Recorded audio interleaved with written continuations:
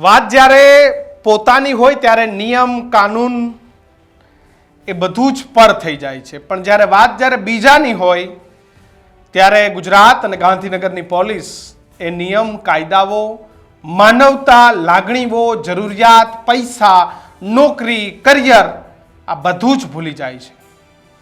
વાત જ્યારે પોલીસ પરિવારોને પગાર વધારાની હતી, વાત જ્યારે પોલીસને પોતાના ભથ્થા વધારવાની હતી, વાત જ્યારે ચૂંટણી નજીક આવી હતી ને અરવિંદ કેજરીવાલનું જોર હતું, ત્યારે આમ આદમી પાર્ટીના ખંભે પોલીસનો પગાર વધારો મૂકી અને આમ આદમી પાર્ટીને જોર આપવાની વાત હતી, ત્યારે હું બધું જ સાઈડ ઉપર મૂકીને કહીશ કે એમાં ગુજરાત પોલીસનો સૌથી મોટો રોલ હતો. પણ જ્યારે આજે વ્યાયામ શિક્ષકો છેલ્લા કેટલાય દિવસોથી ગાંધીનગરમાં કાયમી ભરતી માટે રજડી રહ્યા છે, એમની પાસે પૈસા નથી, એમની પાસે ફ્યુચર નથી, એમની પાસે પોતાનું ભવિષ્ય નથી, કંઈ નથી, અને ભવિષ્યને જ્યારે સિક્યોર કરવા માટે ગાંધીનગરમાં છેલ્લા કેટલાય દિવસથી વ્યાયામ શિક્ષકો ત્યાં રજડે છે, ત્યારે મારે કહેવું પડે છે કે આજ પોલીસના બહાદુર જવાનો એટલે કે કોન્સ્ટેબલ, હેડ કોન્સ્ટેબલ એ એમને ઢસડીને પોલીસની ગાડીઓમાં ભરતા શરમાતા નથી, કારણ કે વાત એ મારી નથી, વાત બીજાની છે. નમસ્કાર, ન્યૂઝરૂમ સાથે હું કિશન કાટેલિયા આપનું સ્વાગત કરું છું. આવા જ વિડીયો માટે જોતા રહો ન્યૂઝરૂમ, અને ન્યૂઝરૂમને આપ સબસ્ક્રાઇબ કરી લેજો. વ્યાયામ શિક્ષકોને ગુજરાતના જરૂરિયાતમંદ મધ્યમ વર્ગ અને ગરીબ પરિવારમાંથી આવતા એ ઉમેદવારો કે જેને આપણે પીટીના ટીચર કહીએ છીએ,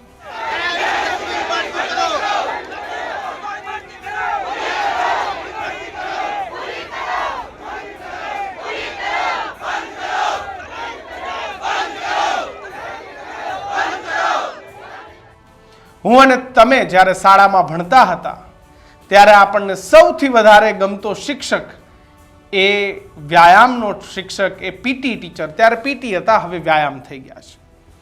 એ પીટી ટીચરો આપણને સૌથી વધારે ગમતા.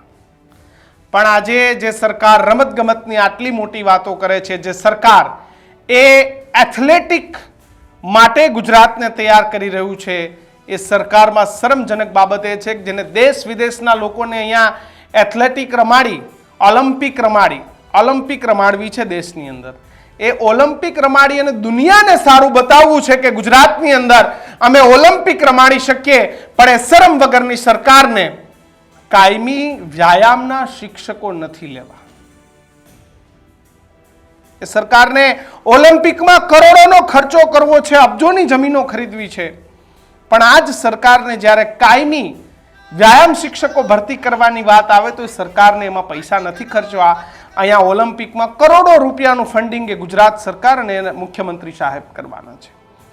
હર્ષ સંઘવી સાહેબ એ રાજ્યના રમતગમતના મંત્રી છે, પણ એ હર્ષ સંઘવી સાહેબ દ્રશ્યો જોઈ લો કે એમની જ પોલીસ, કારણ કે ગૃહના પણ મંત્રી છે, એમની જ પોલીસ એમના જ વિભાગમાં જ્યારે કોઈ કાયમી શિક્ષક વ્યાયામની માંગ કરવા આવે છે તો એના દ્રશ્યો જોઈ લો. કે આ જ પોલીસ છે કે જે પોતાના પગાર માટે, પોતાના પગાર વધારા માટે બેલણ અને થાળીઓ લઈ અને પોલીસ લાઇનની બહાર વગાડતી હતી, અને ત્યાં જ જે પીઆઈ અને પીએસઆઈની જે ડ્યુટી હતી એ રોકવા માટેની એ શાંતિથી ઊભા જોતા હતા.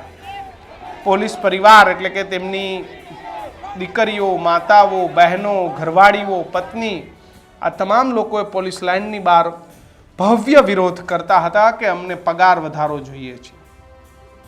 એ પોલીસના ભથ્થામાં નાનો મોટો વધારો થઈ ગયો, ડિસિપ્લિન ફોર્સ છે, આંખ બતાવી અને પરિવારોને શાંત તો કરાવી દીધા, નાનો મોટો પગાર વધારો લઈને પોલીસ ખુશ થઈ ગઈ. પણ એ પોલીસે જ્યારે આજે આ વ્યાયામ શિક્ષકો એ રસ્તાઓ પર ઉતરતા હતા તો એમને ઢસડી એમના કપડાઓ ખેંચ્યા અને એમને પોલીસની વાનમાં મૂક્યા. અસામાજિક તત્વો હતા, લુખ્ખાઓ હતા, કોંગ્રેસ પાર્ટીના હતા, આમ આદમી પાર્ટીના હતા, એ ભાજપના હતા, એ હતા તો નિર્દોષ ગરીબ મધ્યમ વર્ગ પરિવારના કોઈ દીકરો હતો, કોઈ ભાઈ હતો, કોઈ બહેન હતી કે જેને કાયમી નોકરી જોઈએ છે, સરકારનો ગ્રેડ પે લાગુ પડી જાય તો એક સારું જીવન મળે. શિક્ષકને તમારા જેવો તોડતો મળતો નથી, હપ્તા કે બુટલેગરો પાસેથી પૈસા પણ મળતા નથી. એને તો એક સારો પગાર મળે અને બાકી ગરીબ પરિવારમાંથી સરકારી શાળામાં જતા લોકોના આશીર્વાદ મળે. કોઈ દીકરો દીકરી નેશનલમાં રમી અને પોતાની લાઈફ એ સારી બનાવે તો વ્યાયામ શિક્ષકને આનંદ થાય કે મારો વિદ્યાર્થી નેશનલ સુધી રમીને આવ્યો ને આજે એને એક સારામાં સારું જીવન મળ્યું છે.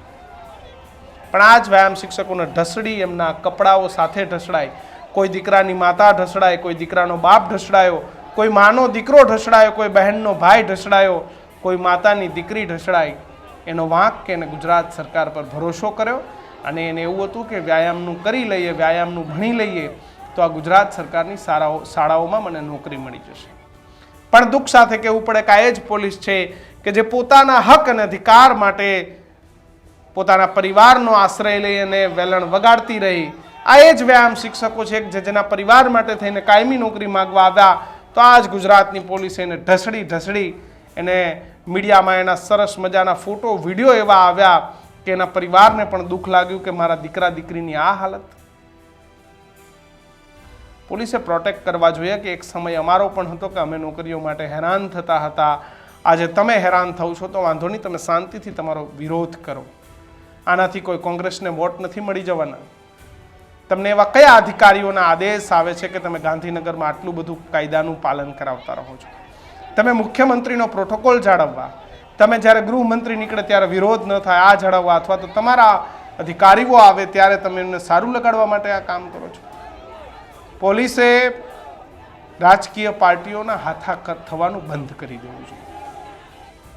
પોલીસે કાયદો અને વ્યવસ્થા જળવાઈ રહે દિશામાં કામ કરવું જોઈએ. પોલીસ પાસે લોકોની એક અપેક્ષા પણ હોય છે કે પોલીસ એ સત્યના માર્ગે ચાલે છે અને ખાખી પહેરી છે. સાચી માંગ થતી હોય ત્યાં પોલીસે સપોર્ટ કરવો જોઈએ, નહીં કે એમને રોડ પર ઢસડવા જોઈએ. વ્યાયામ શિક્ષકો સાથે મારી સંપૂર્ણપણે વેદના છે અને દુઃખદ બાબત છે કે આજે 30 વર્ષ કરતાં પણ ભાજપને સમય થયો છે. આજે પણ જ્યારે વિધાનસભાઓ ચાલે ત્યારે માંગણીઓ સાથે વ્યાયામ શિક્ષકો, આરોગ્ય કર્મચારીઓ, એસટીના કર્મચારીઓ, આ બધા જ લોકો હાય રે સરકારના વિરોધ કરે છે. મતલબ કે તમે પૂરતું લોકોનું ધ્યાન નથી રાખતા. ટુરિઝમ હોય, આરોગ્ય હોય, અનેક જગ્યાએ કોન્ટ્રાક્ટ પ્રથાઓ ચાલે છે. એ કોન્ટ્રાક્ટ પ્રથાઓના જે કોન્ટ્રાક્ટરો છે ને રાજ્યના સૌથી મોટા અસામાજિક તત્વો છે. રાજ્યની પોલીસ પાસે ત્રેવડ હોય ને તો આ સામાજિક તત્વોને પકડી બતાવો કે જે સરકાર પાસેથી એક વ્યક્તિ દીઠ 50 કે 25,000 લે છે અને નીચે માત્ર 5 થી 10,000 ચૂકવે છે. ત્યાં પોલીસ ક્યાં જાય છે? ત્યાં રાજ્યનો ગૃહ વિભાગ ક્યાં જાય છે? એમને આ ભ્રષ્ટાચાર નથી દેખાતો? આ ભ્રષ્ટાચારને પકડવાની જરૂર છે, નહીં કે કાયમી નોકરી માંગતા વ્યાયામ શિક્ષકોને. વ્યાયામ શિક્ષકો સાથે મારી સંપૂર્ણ સંવેદના છે. રાજ્ય સરકારને વિનંતી કે એમને કાયમી નોકરી આપો. કરોડો અબજો રૂપિયા તમે ઓલિમ્પિકમાં વાપરશો, એનાથી ગુજરાતને ફાયદો થશે કે નહીં મને નથી ખબર. બ્રાન્ડિંગ થશે તમારું અને તમારી સરકારનું, પણ વ્યાયામ શિક્ષકોને કાયમી નોકરી આપશો તો મને એટલો ખબર છે કે આવનારા સમયમાં ઓલિમ્પિકમાં ગુજરાતનો દીકરો કે દીકરી રમતા હશે.